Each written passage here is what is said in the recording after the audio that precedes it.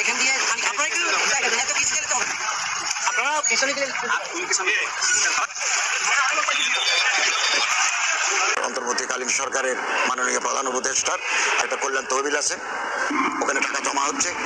এটা যদি আরো একটু রিচ হয় তাহলে আমাদের ক্যাবিনেট থেকে আমরা আবারও এদিকে আসবো।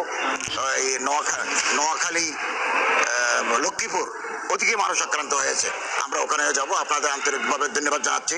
আমি বাংলাদেশের এনজিও সেবা সংস্থা তার যারা প্রতিনিধি আছেন তাদেরকে দুর্গত পানিবন্দী এই সমস্ত মানুষের পাশে দাঁড়ানোর আহ্বান জানাচ্ছি।